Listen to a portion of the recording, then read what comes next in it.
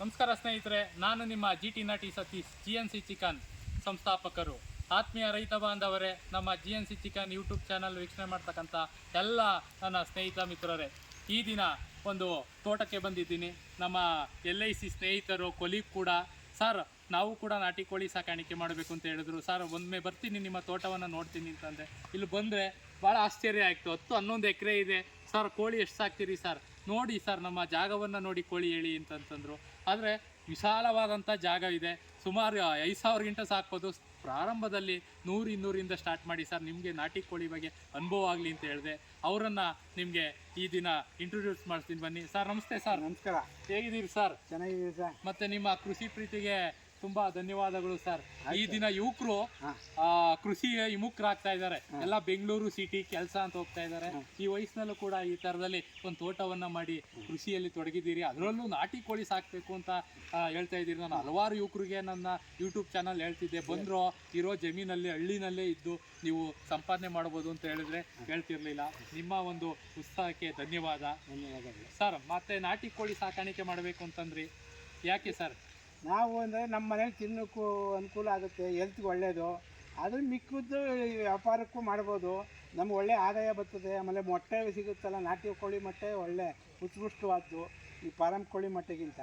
ಅದಕ್ಕೆ ಆ ಉದ್ದೇಶಕ್ಕೆ ನಾವು ಮಾಡ್ತಾಯಿದ್ವಿ. ಓಕೆ, ಅತ್ಯುತ್ತಮವಾದಂಥ ಪೌಷ್ಟಿಕಾಂಶ ಇರತಕ್ಕಂಥ ನಾಟಿ ಕೋಳಿ ಮತ್ತು ಮೊಟ್ಟೆಗಳನ್ನು ನಮ್ಮ ಕುಟುಂಬಕ್ಕೆ, ನಮ್ಮ ಫ್ಯಾಮಿಲಿಗೆ, ನಮ್ಮ ಮಕ್ಕಳಿಗೆ, ಮೊಮ್ಮಕ್ಕಳಿಗೆ ನಾವು ಮೊದಲು ತಿಂತೀವಿ. ತದನಂತರದಲ್ಲಿ ಉಳಿಕೆ ಅಂತಂಥ ಗ್ರಾಹಕರಿಗೆ ಸರಬರಾಜು ಮಾಡ್ಬೋದು. ಜೊತೆಗೆ ಈ ಕೃಷಿಯಲ್ಲಿ ಉಪಕಸುಬಾಗಿ ನಾಟಿ ಕೋಳಿಗಳನ್ನು ಸಾಕಾಣಿಕೆ ಮಾಡಿ ಒಂದು ಆರ್ಥಿಕ ಮೂಲವನ್ನು ಕೂಡ, ಆರ್ಥಿಕ ಭದ್ರತೆಯನ್ನು ಕೂಡ ನಾವು ಹೊಂದ್ಬೋದು ಅಂತಕ್ಕಂಥದ್ದು ನಮ್ಮ ಶಿವನಂಜಪ್ಪ ಅವರ ಮಾತು. ಸರ್, ಎಷ್ಟು ಎಕರೆ ಇದೆ ಸರ್ ನಿಮ್ಮ ತೋಟ? ಒಂದು 10 ಎಕರೆ ಇದೆ ಸರ್. 10 ಎಕರೆ ಇದೆ. ಏನೇನು ಹಾಕಿದ್ದೀರಿ ಸರ್? ನಾವು ಇಲ್ಲಿ ಹಣ್ಣಿನ ಗಿಡಗಳಾದಂಥ ಬಟರ್ ಫ್ರೂಟು, ಆಮೇಲೆ ಸೀಬಿ, ತೈವಾನ್ ಸೀಬಿ, ಬ್ರೆಡ್ ಆ್ಯಂಡ್ ವೈಟು, ಆಮೇಲೆ ಅಡಿಕೆ ಇದೆ, ಬಾಳೆ ಇದೆ, ಮೇಯ್ನು ತೆಂಗಿದೆ, ಒಳ್ಳೆ ತೆಂಗಿದೆ, ಜೋಳ ಎಲ್ಲ ಹಾಕ್ತಾ ಇದ್ದೀವಿ.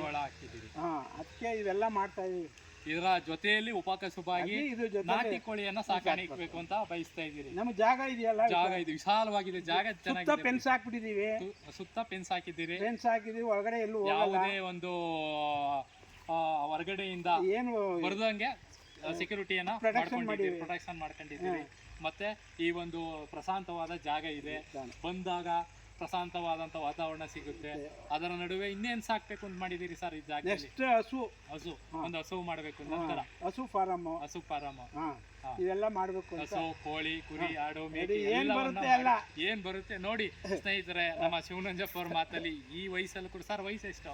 59 ವರ್ಷ ಆದರೂ ಕೂಡ ಈ ಕೃಷಿಯಲ್ಲಿ ಎಷ್ಟೊಂದು ಎನರ್ಜಿಕ್ ಆಗಿದ್ದಾರೆ. ನಮ್ಮ ಯುವಕರಿಗೆ ಅದನ್ನೇ ಹೇಳ್ತಾ ಇದ್ದೀನಿ, ಕೃಷಿ ರೈತನೇ ರಾಜ. ನನ್ನ ಬೆಳೆ ನನ್ನ ಬೆಳೆ, ನನ್ನ ಬೆಳೆಗೆ ನಾನೇ ಬೆಲೆ ಕಟ್ತಕ್ಕಂಥ ಕಾಲ ಬರುತ್ತೆ. ನೀವು ಕೃಷಿಯಲ್ಲಿ ತೊಡಗಿಸ್ಕೊಳ್ಳಿ.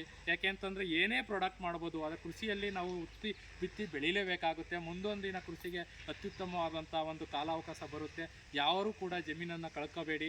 ಇರ್ತಕ್ಕಂಥ ಜಮೀನಲ್ಲೇ ಹಲವಾರು ಬೆಳೆಗಳ ಮಾಡಿ ಉಪಕಸುಬಾಗಿ ನಾಟಿ ಕೋಳಿಗಳನ್ನು ಸಾಕಿ ಈ ನಮ್ಮ GNC ಚಿಕನ್ ವತಿಯಿಂದ, GT ನಾಟಿ ಚಿಕನ್ ಡಿಸ್ಟ್ರಿಬ್ಯೂಷನ್ ವತಿಯಿಂದ ನಾಟಿ ಕೋಳಿಗಳನ್ನ ಕೊಡ್ತೀವಿ, ಮರಿಗಳನ್ನ ಕೊಡ್ತೀವಿ. ಮತ್ತು ನಾವು GNC ಹೋಟೆಲ್ ಅಂತಕ್ಕಂಥದ್ದು ಮಾಡಿದ್ದೀವಿ, ಆ ಮುಖಾಂತರ ಸಪ್ಲೈ ಮಾಡ್ತಾಯಿದ್ದೀವಿ. ಮತ್ತು ನಾಟಿ ಕೋಳಿಯನ್ನು ಸಾಕಾಣಿಕೆ ಮಾಡ್ತಾ ರೈತರ ಏನು ಕೋಳಿಗಳನ್ನು ಮಾರ್ಕೆಟ್ ಮಾಡಬೇಕಾದ್ರೆ ನಾವು ಹಲವಾರು ವಿಧಗಳ ಮೂಲಕ ಮಾರ್ಕೆಟ್ ಮಾಡ್ತಾಯಿದ್ದೀವಿ. ಹಾಗಾಗಿ ಆತ್ಮೀಯ ರೈತ ಬಾಂಧವರಲ್ಲಿ ಒಂದು ಮನವಿ, ಈ ಥರದಲ್ಲಿ ಜಾಗ ಇದ್ದಾಗ ನೀವು ಕೂಡ ನಾಟಿ ಕೋಳಿಗಳನ್ನು ಸಾಕಾಣಿಕೆ ಮಾಡಿ ಅಂತ ಹೇಳ್ತೀನಿ. ಮತ್ತು ಈ ಒಂದು ನಮ್ಮ ಶಿವನಂಜಪ್ಪ ಅವ್ರ ತೋಟಕ್ಕೆ ನಾಟಿ ಕೋಳಿಗಳನ್ನು ಕೊಟ್ಟ ನಂತರದಲ್ಲಿ ಬಂದು ವಿಡಿಯೋ ಮಾಡ್ತೀನಿ.